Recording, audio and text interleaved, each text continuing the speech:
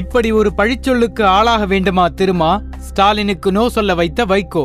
காவிரி விவகாரம் தொடர்பாக திமுக கூட்டவிருந்த அனைத்து கட்சி கூட்டத்தை மக்கள் நல கூட்டணி புறக்கணித்துவிட்டது. இது திமுகவுக்கு கிடைத்த மாபெரும் தோல்வி. கூட்டணிக்குள் குழப்பம் விளைவிக்கும் சூழலை தவிர்த்துவிட்டார் திருமாவளவன் என்கின்றனர் மக்கள் நல கூட்டணி தரப்பில். அண்ணா அறிவாலயத்தில் திமுக கூட்டும் அனைத்து கட்சி கூட்டத்தில் பங்கேற்பது தொடர்பாக மக்கள் நல கூட்டணிக்குள் இருவேறு கருத்துக்கள் நிலவி வந்தன.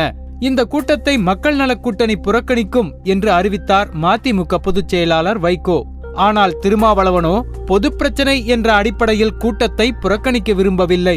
கூட்டணி தலைவர்களுடன் பேசி முடிவு செய்வோம் என்றார். இதையடுத்து நேற்று விசிகாவும் இடதுசாரிகளும் கூடி விவாதித்தனர். இந்த கூட்டத்தில் வைகோ பங்கேற்கவில்லை. வைகோவின் கருத்தை அறிய நேற்று இரவு அவருடைய வீட்டில் சந்தித்தார் திருமாவளவன்.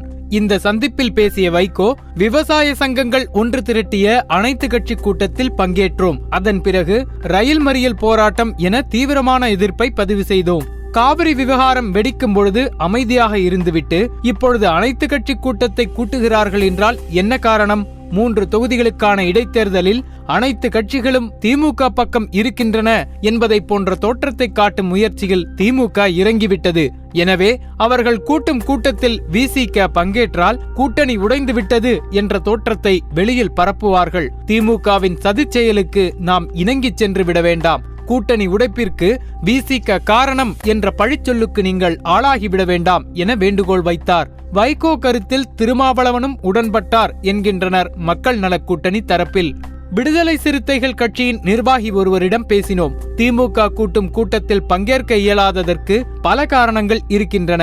ஒரு பொது பிரச்சனையில் கூட அனைவரும் ஒன்றிணைய மறுக்கிறார்கள் என்ற வேதனைதான் திருமாவிடம் மேலோங்கி இருக்கிறது.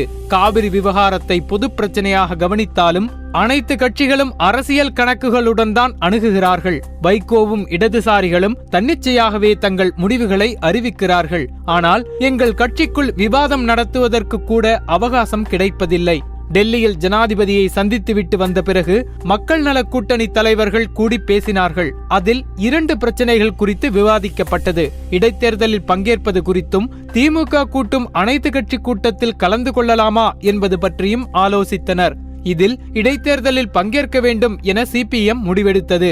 மற்ற கட்சிகளுக்கு அதில் விருப்பமில்லை. இதன் பின்னர் சிபிஎம் நிர்வாக குழுவை கூட்டி போட்டியில்லை என்று அறிவித்தது.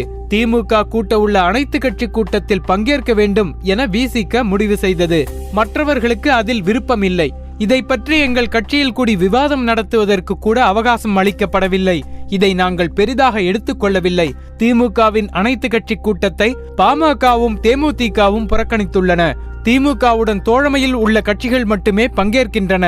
வேறு எந்த கட்சியையும் அவர்களால் புதிதாக கொண்டு வர முடியவில்லை. இது ஸ்டாலினுக்கு கிடைத்த தோல்வி. இந்த ஒரு கூட்டத்தில் நாம் பங்கேற்கலாம். வேறு எந்த பிரச்சனையிலும் நம்முடன் இணைந்து போராடுவதற்கு அவர்கள் வரமாட்டார்கள்.